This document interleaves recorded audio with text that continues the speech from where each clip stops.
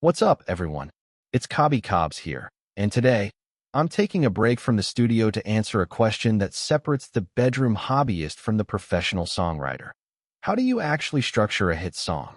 Have you ever noticed how some songs just stick to your ribs? You hear them once, and you know exactly when the hook is coming. You feel the energy shift before it even happens.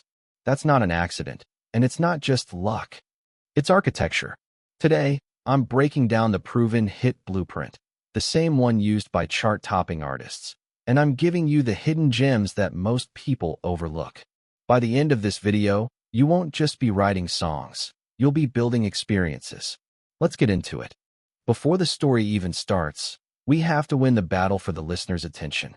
In the streaming era, we live by the 3-second rule. You have about 3 to 5 seconds to convince a listener not to hit that skip button. A hit song intro isn't just a countdown or a few bars of silence. It's a signature sound. Think about the beginning of a Pharrell track or the way a Metro Boomin beat feels immediately. Use your intro to preview the energy of the chorus. One pro tip: use a filtered version of your main melody or a high-energy vocal tag. Give them a reason to stay for the story. If the intro drags, the song dies before it even begins. Now, here is a gem most people don't talk about: the loop hook.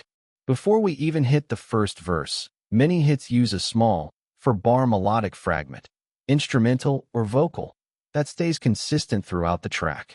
Think about the guitar in Old Town Road or the bells in Seven Rings.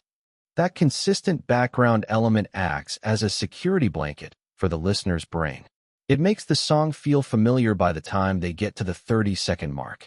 If you can find a 4-bar loop that sounds good enough to play for 10 minutes straight, you've found the foundation of a hit. This loop provides the glue that holds your different sections together.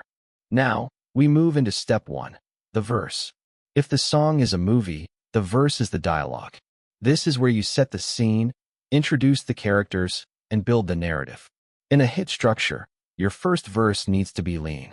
You're giving the listener just enough information to care.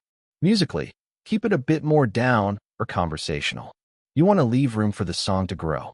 One tip I've learned over 20 years: make sure your lyrics in verse 1 provide the who, what, and where. If the listener doesn't know what you're talking about by the end of the first verse, you've lost them. Now, let's talk about the most important transition, the pre-chorus. This is the section that sits between your verse and your chorus. Its only job is to build tension. Think of the pre-chorus like pulling back a slingshot. You're creating a climb. Maybe the drums get faster, the bass starts to rumble, or the vocals get higher in pitch. You want the listener to feel like something big is coming. A great pre-chorus makes the actual chorus feel like a massive release. If your chorus feels weak when it drops, it's usually because your pre-chorus didn't pull the slingshot back far enough. This brings us to step 2, the payoff. This is your chorus. If the verse is the story, the chorus is the headline. It needs to be the most memorable, anthemic, and sing-along part of the track. It should summarize your entire message in a few lines. But here's an extra gem: the post-chorus. Sometimes, one hook isn't enough to win. A post-chorus is that earworm section that follows the main hook. Think of a simple vocal chant, a da-da-da, or a specific synth melody. It acts as a cool-down that's still incredibly catchy. It ensures that even when the main chorus ends, the listener is still locked into the groove. It's the bonus that makes a song truly undeniable. Let's talk about a danger zone, the second verse slump. This is where 80% of listeners drop off. They've heard the intro, they've heard the story start, and they've heard the big chorus payoff. If verse 2 feels like a carbon copy of verse 1, they're going to get bored. To fix this, you need to change the sonics. Drop the bass out for the first 4 bars of verse 2, or add a new percussion element like a shaker or a tambourine. Lyrically, this is where you raise the stakes. If verse 1 was about meeting someone, verse 2 should be about the conflict or the deeper feeling. Give them a reason to stay for the second chorus by making it feel like the song is evolving. After you've done the verse-chorus cycle twice, the listener's brain starts to predict what's next. That's when you hit them with the bridge. The bridge is a departure. You change the melody, shift the chords, or strip the drums away entirely.